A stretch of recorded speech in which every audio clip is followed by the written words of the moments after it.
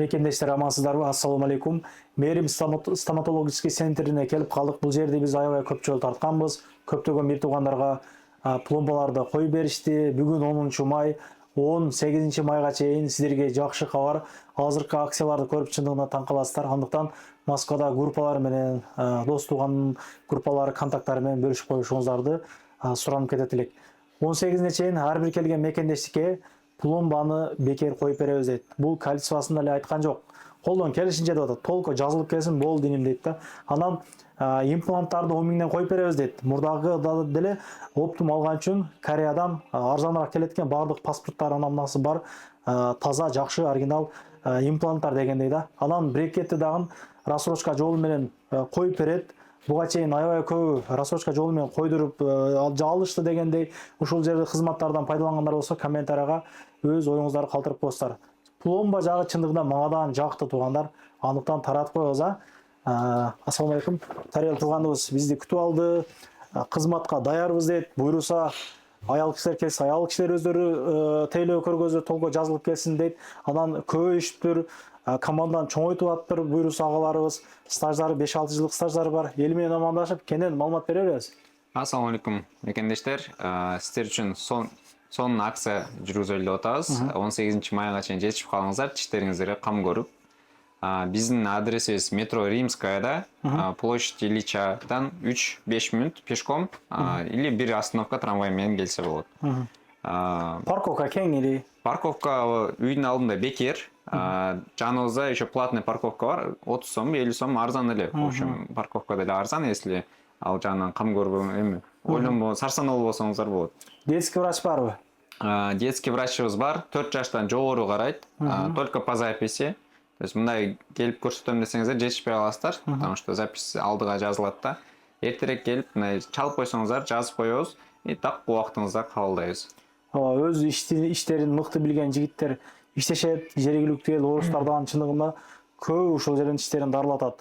Башка жактар салыштырмалуу арзанбы, билбейм, кандай негизи? Биз жергиликтүү клиникаларга салыштырбайт. Жергиликтүү клиникаларга караганда бир аз эле арзанбыз, бир кыйла эле арзанбыз. Ошол себептен бизге аябай көп келишет. Көбүнчө баягы орустар бизге кошкон эле бири-бирине группаларга жиберишип, эмелешип, ушул жакшы клиника экен деп ошентип келип атышат. Эми орустардыкына караганда бир кыйла эле жеңилдиктер бар. Например, микроскоп менен лечение кылабыз. Ошол микроскопто орустардын клиникасында болбоду дегенде 30 миң, 40 миң лечение болот, а бизде 10-15 миң эле болот да. Ошол себептен алар бизге көбүнчө келишет. Алар жөн эле келбесен подаркадан эле келет экен да. Мен бул жакта статусын көрүп турам. Бир күнү спасибо анамыз күндү эле подарка сизде. Орустар Толук көргөзөбүз да, могу жака өтүп алсаң сен. Камераны ушул жер күтүү залы туугандар.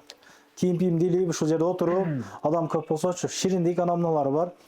Чайпай бекер дегенде, Эң жакшы нерсени бир айта кетейин. Достор, баардыгыбыз эле зубная щетка, паста менен колдонобуз, бирок толук тиштин гигиенасын сакташ үчүн нитка колдонуш керек, зубная нить. Жип колдонуш керек, же болбосо ирригатор деген аппарат колдонуш керек, алдыгындай тиштин аралыктарын жууш керек, мондай аппараттар менен. Же болбосо мондай жиптер менен тиштин аралыктарын тазалаш керек.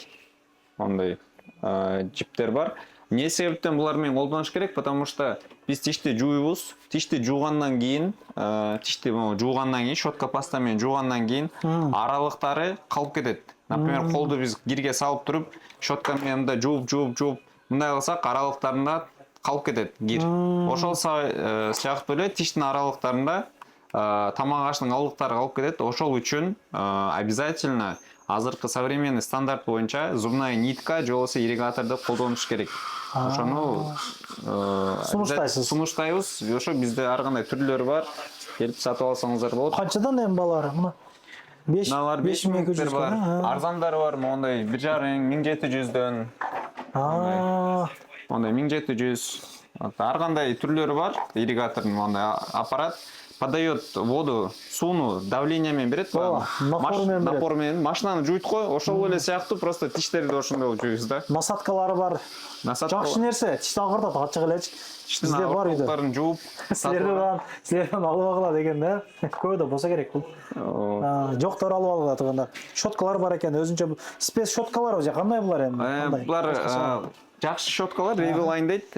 Щетканын эле баары бирдей эмес. Щеткалардын могу ворсинкалары, могу мындай айтканда волокналары бети полированный болуш керек да.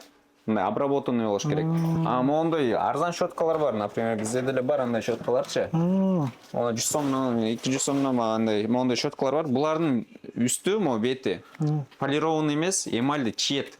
Мыналар болсо бети полированный болгон үчүн эмалди чийбейт. Ошол себептен щетканда айырмасы бар. Эме болсо эле болду эмес, андай эмесине караш керек, качествосуначы. Мондой китайскийлер бар, Кыргызстандын мындай эме Россия чыгарган мондой Oral B'лер бар. Эми алардын арзандыгына карабаш керек, мындай качествосуна караш керек. Көп болсо бир 400 сом турат, 200 сом, 300 сом разница, но зато качествосу боюнча бир гыйла деңгээлде алдыда да. Ошон үчүн качественный щетка алыш керек, мондай качественный нерселер менен колдонуш керек. Ошол достор, ошону келип алсаңыздар болот биздин клиникадан. Монча маани бербейт экенбиз, бирок сиз азыр айтсаңыз жанагылтан. Бул жакта бирөө иштеп атыптыр, Жакта жумуш кылып атышат.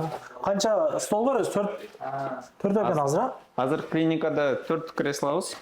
Дагы бир клиника, дагы бир кабинетке азыр чоңойтуп атабыз. Буюрса сиздер келишиңиздерге ачылып калат. Клиникада мындай аппаратыбыз бар, микроскоп деп аталат. Дентальный микроскоп. Бул менен алдыгында тиштерди ачып биз дарылайбыз. Карагыла. Жана ичиде жанагы ийне-пине калып кеткен, анча-мынча жерде сынып калган нерселерден ушул микроскоп менен алат экен да, полный. Бизге мындай случайлар келет, когда тиштин астында инструмент сынып калат. Калып кетиптир ушул, мынайса. Чыгара албай калган болот, эме болуп калган болот. Ошол мезгилдерде клиника бизге жиберет, ушундай микроскоп менен башка клиникаларда дарылай албай калдык, уже тишти жууш керек деген мезгилде бизге жиберет, биз ошол тиштерди сактап беребиз. Зубосохраняющая операция деп коет, ошондой жумуштарды кылабыз. Эми мына элдер деле жазып аткандыр. Бул не болгон? Өчүрүп кой. Салют. Стоп. Не болгон жанагы пломба экен, арзан пломбаданбы? Кандай пломбанын арзан кымбаты болобу? Негизи клиникада эме жок. Андай арзан пломба, кымбат пломба, там 1,5 миңге мындай пломба, 3 миңге мындай пломба деген жок. Тегиз бирдей пломба коюлат. Алдыгыдай пломбаларды алганбыз биз Гармонайз деген, считается золотым стандартом да, стоматологияча. Ушундай пломбаларды коебуз. Мындай айырмасы жок. Сиздерге арзаныраак, там акциядан келгендерге мындай пломба баарына бирдей эле жакшы пломбалар коюлат. Ал жагынан эч переживать этпеңиздер болот. Имплант айта алганда кайсы импланттар? Имплант южнокорейский Остем деген имплантты коебуз. Баасы 10 000 рубль. Аны биз оптом сатып алган себептен бизге арзан берет. И биз болушунча элге мындай протез, мост, коронкаларданчы салбаганга аракет кылып, элге ошондой имплант койсо, жанындагы тиштер араланбайт, өгөлөнбөйт, и ал тиштер көпкө служение кылат да, көпкө чейин туруп берет. Ошол бардыгы эле биле бербейт, баары уккан что болуп бар экен деп, ушундай жаакка коюлат экен депчи, бирок мындай ал кандай экен, тишке коюлганда кандай болот, чирип кетпейби тиш, жаак оорубайбы андан кийин деп мындай ар кандай мифтер бар. Ошолорду биз мындай элге жеткирип, мындай агартуу эме мындай айтканда жеткирип бергенге аракет кылып атабыз да. Оорутпайбы негизи, чындап эле? Анестезия кылгандан кийин вся процедура мындай безболезненно эле өтөт да, оорубайт негизи. Бирок эми операция болот, в любом случае маленький болсо да это все-таки операция. Анестезия таркагандан кийин эртеси бир аз деснасы эти оорушу мүмкүн. Это нормальное явление. И любой обезболивающий ичип койсоңуздар сразу басат. Жакшы. Ал жагынан кабатыр албаңыздар. Жакшы. Өздөрү рентген кылат дегендей туугандар полный жанагы фотоаппараттары бар эле. Өзүрдө бар. Рентген аппаратыбыз бар. Сразу ушул жерден тартып эч жакка барганга эме кажети жок. Бүтөт да полный.